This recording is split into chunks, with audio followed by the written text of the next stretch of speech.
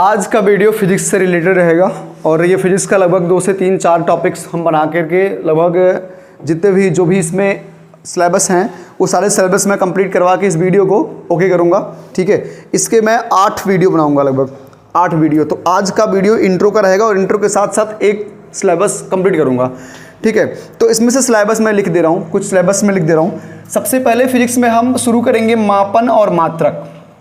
मापन और मात्रक सबसे पहले शुरू करने वाले हैं, मापन और मात्रक। दूसरे नंबर पर हम शुरू करेंगे गति और बल। गति और बल। मापन और मात्रक का मतलब है कि कौन कौन सा यूनिट्स, कौन कौन सी इकाई किस चीज में मापी जाती है और उसके मात्रक क्या, उसका नाम क्या है। किसको सुला दो, सुला दो, वहीं पे लेटा दो।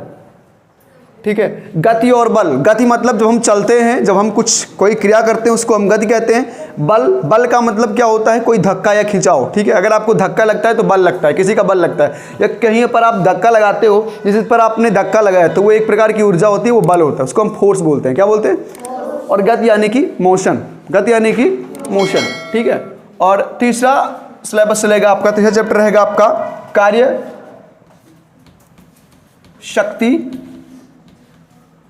और ऊर्जा। कार्य, शक्ति और ऊर्जा के रूप में बताऊंगा। इसमें बताऊंगा कार्य कैसे करना है, क्या कार्य होता है, शक्ति उस पर कैसे लगती है, या कौन सा ऊर्जा उस पर खत्म होता है, या कौन कौन सी ऊर्जा, क्या क्या ऊर्जा के रूप में क्या क्या होता है, क्या क्या विद्यमान होता है, सब बताऊंगा। कार्य, शक्ति और ऊर्जा। ठीक है, नेक्स्ट आपको बताऊंगा चौथे चैप्टर में आपको बताऊंगा प्रकाश के बारे में। प्रकाश का अपवर्तन, परावर्तन और उसके नियम तथा उनके गुण या उनके समीकरण कैसे क्या होते हैं, ये इस प्रकाश के बारे में आपको बताऊंगा मैं। ठीक है, प्रकाश का अपवर्तन क्या होता है, परावर्तन क्या होता है, ये सब बताऊंगा। 5वें चैप्टर में हम आपको बताएंगे ताप एवं ऊष्मा के बारे में। ताप एवं हीट और टेम्परेचर के बारे में। ठीक है, ताप एवं ऊष्मा के बारे में बताऊंगा। ठीक है, 6वें में आपको तरंग गति के बारे में बताऊंगा। तरंग एवं गति। ठीक है, तरंग एवं ध्वनि, तरंग एवं ध्वनि के बारे में, तरंग एवं ध्वनि के बारे में। ठीक है, 7वें चैप्टर में आपको बताया जाएगा विद्युत के बारे में, विद्युत यानी कि इलेक्ट्रिसिटी। ठीक है, और 8वें चैप्टर में आपको बताएंगे चुंबकत्व के बारे में, यानी कि ग्रेविटी के बारे में। ठीक है, चुंबकत्व यानी कि ग्रेविटी के बारे में आपको बताऊंगा। इस पूरे सिलेबस को मेंटेन कराऊंगा, किसी भी तरह से मेंटेन आपको मैं करवाऊंगा। इसे 8 से 9 वीडियो में मैं इसको मेंटेन करवा दूंगा। ठीक है, तो पहले हम नज़र डाल लेते हैं विज्ञान के रूप में। किसके रूप में नज़र डाल लेते हैं? विज्ञान पे नज़र डाल लेते हैं। विज्ञान क्या होता है? विज्ञान हमको सभी के बारे में बताता है। और पृथ्वी पर कितने प्रकार के लोग हैं आप बताइए?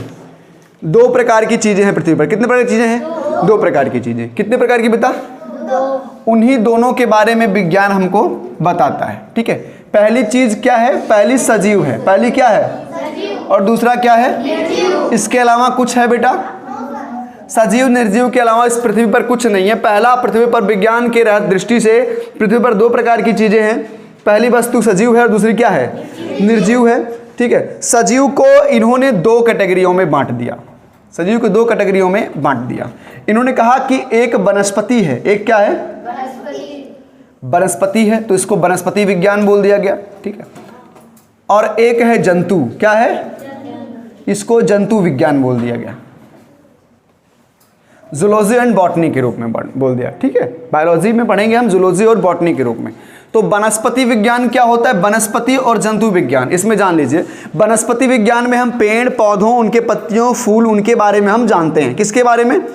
इन सभी के बारे में, पेड़ पौधों, फूल, पत्तियों के बारे में हम किस में जानते हैं? वनस्पति विज्ञान में समझते हैं।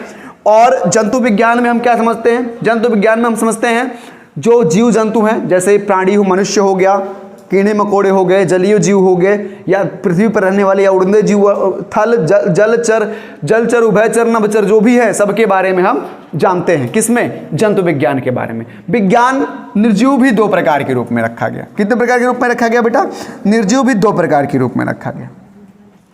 2 प्रकार के रूप में रखा गया निर्जीव 2 प्रकार के रूप में। पहला रखा गया भौतिक विज्ञान। भौतिक विज्ञान तो भौतिक विज्ञान से कौन रिलेट करता है? ये सारी चीजें भौतिक विज्ञान से ही रिलेट करती हैं, ठीक है। भौतिक विज्ञान है, हम सभी इन सभी चीजों को के बारे में पढ़ते हैं। दूसरा आपको बताया जाएगा रसायन विज्ञान, रसायन विज्ञान, ठीक है।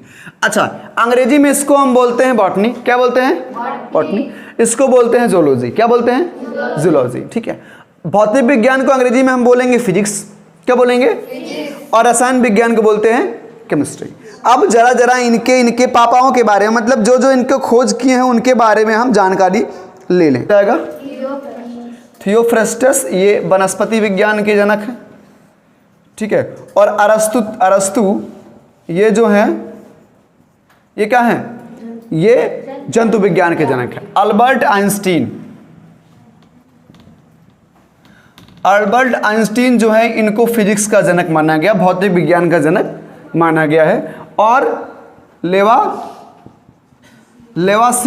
लेवासियो को क्या माना गया? रसायन विज्ञान का जनक माना गया, ठीक है। अब हम पहला टॉपिक मापन और मात्रक स्टार्ट करेंगे। क्या स्टार्ट करेंगे? मापन और मात्रक स्टार्ट करेंगे।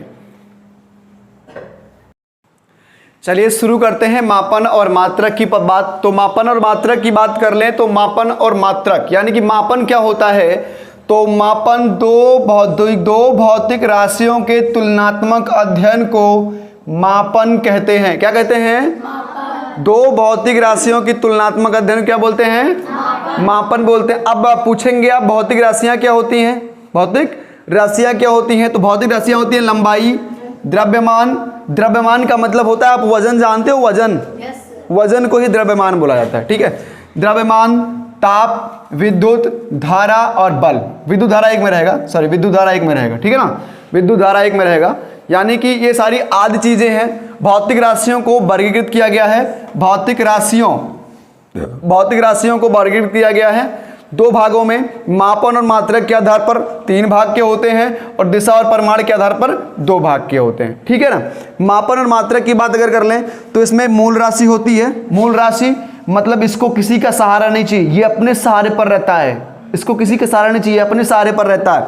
व्युत्पन्न राशि को मूल राशि की सहारा लेनी पड़ती है। व्युत्पन्न राशि को क्या करनी पड़ती है? मूल राशि की सहारा लेनी पड़ती है। और पूरक राशि क्या होती है? जो राशि पूरी तरह से नहीं हो देती उसको सप्लाई करती है, सप्लीमेंट्री यानी कि पूरक करती है उसको। ये पूरक राशि 3 प्रकार के होते हैं, मूल राशि, व्युत्पन्न राशि और पूरक राशि। ये मापन और मात्रक के आधार पर बताए गए हैं।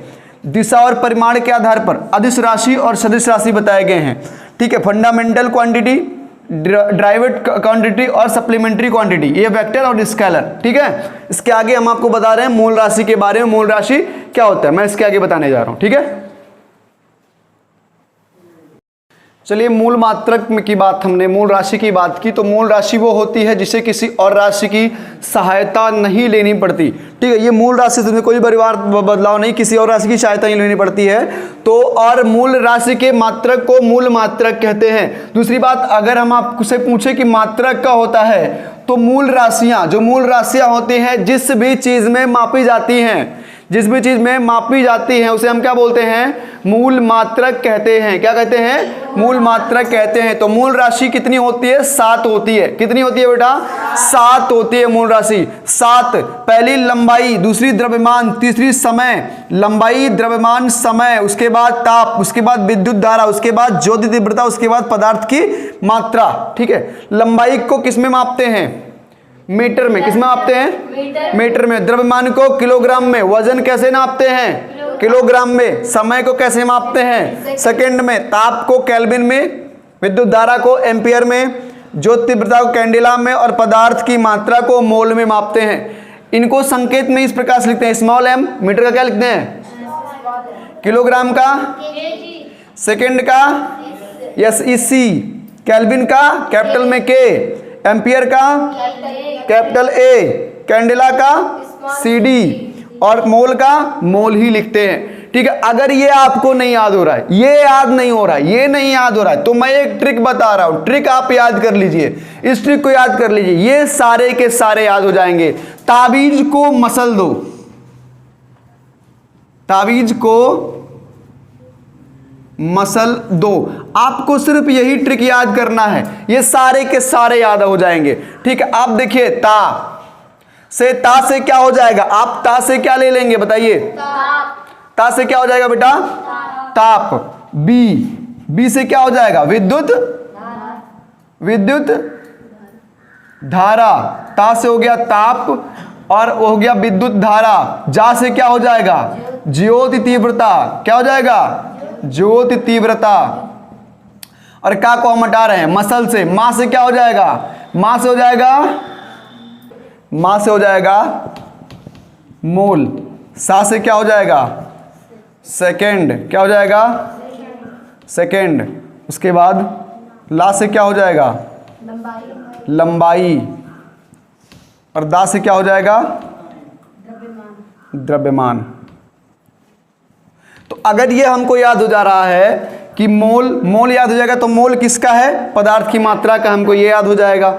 सेकंड याद हो जाएगा, तो सेकंड कहाँ पर, जहाँ समय होगा वहीं सेकंड होगा, ये भी याद हो जाएगा। तो ये हमको सातों याद कर लेना है। ताबीज को मसल 2 इतना याद कर लीजिए, ये चीज आपको याद आ जाएगा। ता से क्या होता है, सा से क्या होता है, ला से क्या होता है, दा से क्या होता है, इतना याद हो जाए।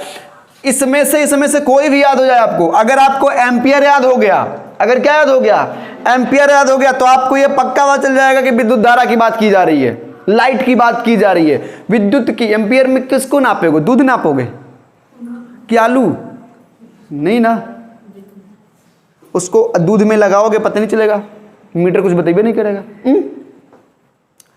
ठीक है, तो ये सारी चीजें कहां से आएंगी, मूल राशि से आएंगी, मूल राशि में है। ठीक है, तो पार्ट 1 में इतना ही। पार्ट 2 में मैं इसके बताऊंगा, क्योंकि इसमें 2 पार्ट में बनाऊंगा।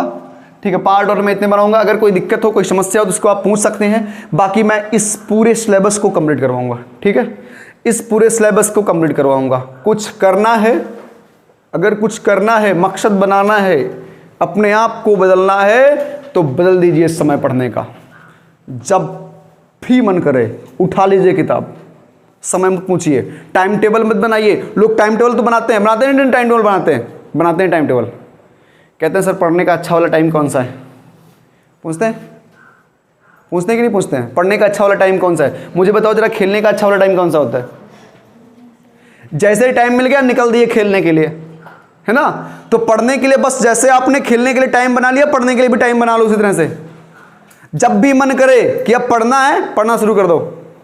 जब भी मन करे कि अब पढ़ना है तो पढ़ना शुरू कर दो, क्योंकि कहा गया है जब जागो तभी सवेरा है। जब भी पढ़ना शुरू कर दोगे तभी कुछ ना कुछ कर ले जाओगे, कुछ ना कुछ कर लोगे, क्योंकि आने वाला टाइम सिर्फ और सिर्फ किसका है, पढ़ाई का है, एजुकेशन का है, और किसी चीज़ का नहीं है। मिलते हैं अगले वीडियो में, तब तक के लिए धन्यवाद।